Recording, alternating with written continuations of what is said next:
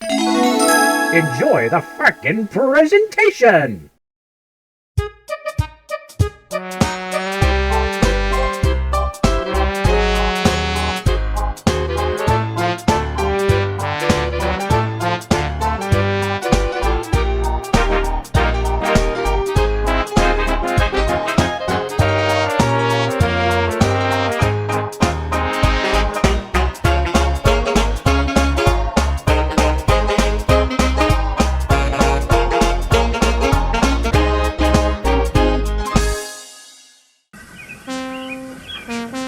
Early one day, James was feeling very sorry for himself.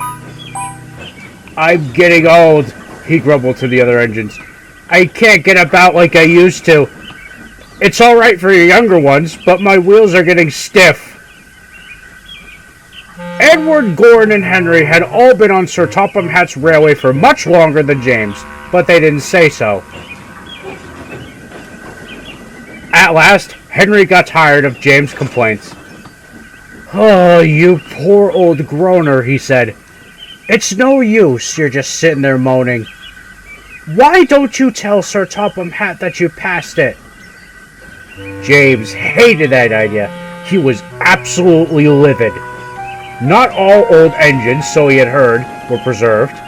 Some, they said, were sold for scrap. "Shut up!" exclaimed James nervously.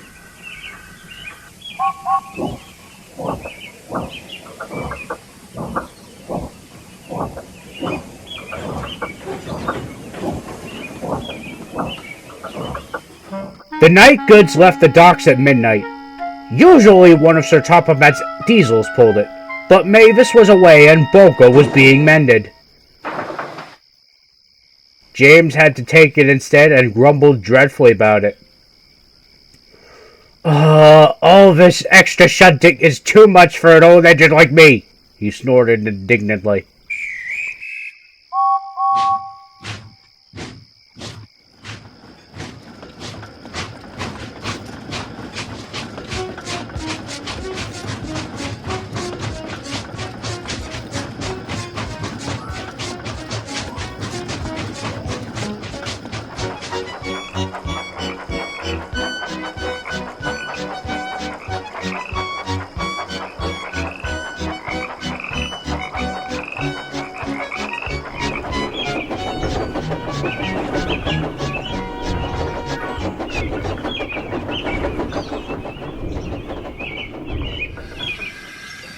A few days later, an inspector came to the shed. People living near the yard had been complaining about a groaning noise keeping them awake at night. That's funny. I don't remember hearing anything," said James's driver. "Besides, we were only there till like midnight or something." "Yeah, that's right," agreed the inspector. "That's when I say it stopped."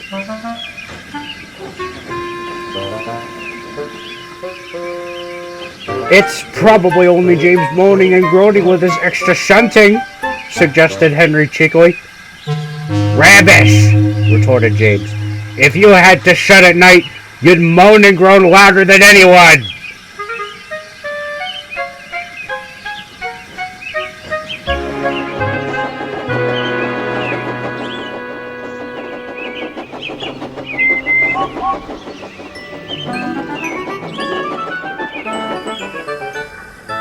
That night, James's driver and fireman listened carefully. "Oh, it's you, James," they said at last. "Your brake blocks aren't holding your wheels properly, and when they rub against each other, they make a groaning sound." "Oh dear," said James mournfully.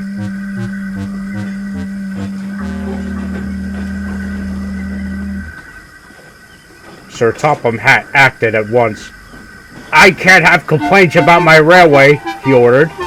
"Donald and Douglas shall take turns on the midnight goods until the diesels return. James must have his brakes seen at once."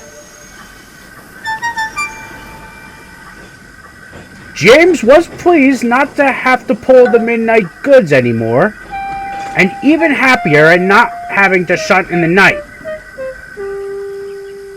But even though his brakes were mended, The nickname of Old Groaner stuck several weeks afterward.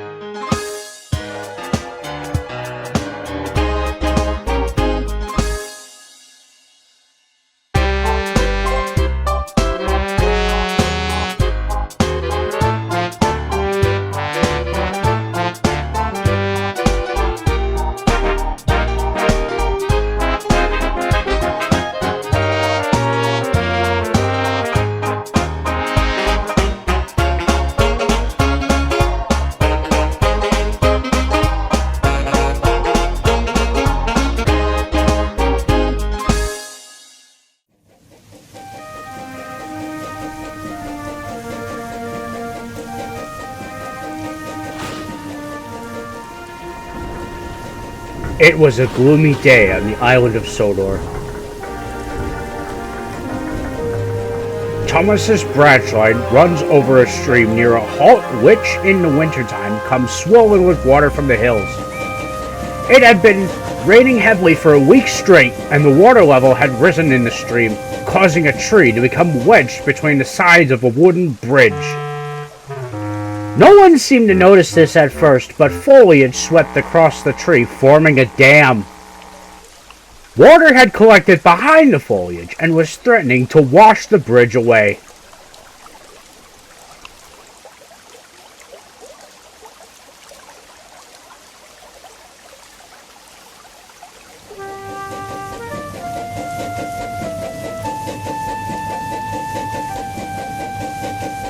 A passenger at the halt noticed it first and told Toby's driver. "The water seems to be higher on one side than the other," he said. Toby's driver went to look at once, then scurried to the top station. "There's a blockage under the bridge," he reported to the station master, "but I don't know how we'll shift it. There's no road, so we can't get a crane in." "I know," Toby suggested. "Terence with his Caterpillar tracks can pull the wreckage free."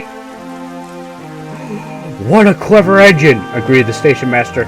"I'll telephone his owner at once."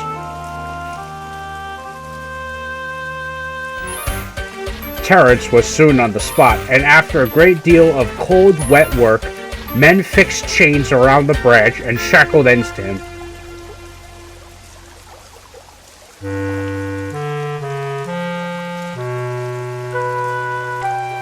"You ready?" "Heave!" called Terence's driver.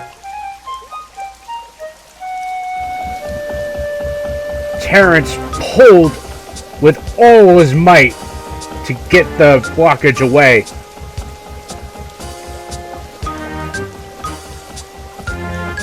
He was just about to get it out, but then there was trouble. "Whoa!" cried Terence. "I don't want to mess! I don't want to mess!" His driver tried everything he knew, but Terence's tracks turned the soil in the mud, and he stayed firmly stuck in the stream. The bridge was safe, but poor Terence was cold, wet, and very miserable. "We need the breakdown train, quickly!" shouted the station master, and telephoned Sir Topham Hatt.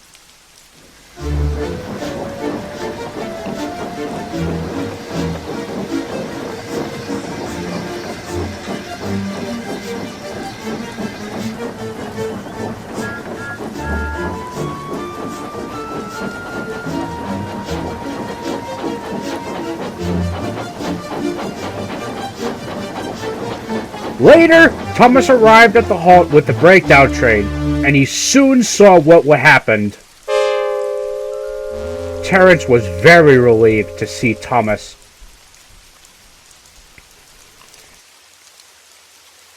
Eventually, Terence was lifted back to firmer ground. "Thank you, Thomas," he said gratefully. If you ever need my help, I'll do the same for you one day.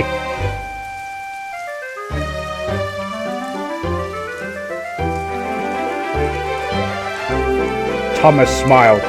He appreciated what Terence had said to him. You remember that snowdrift? That makes us even, I reckon.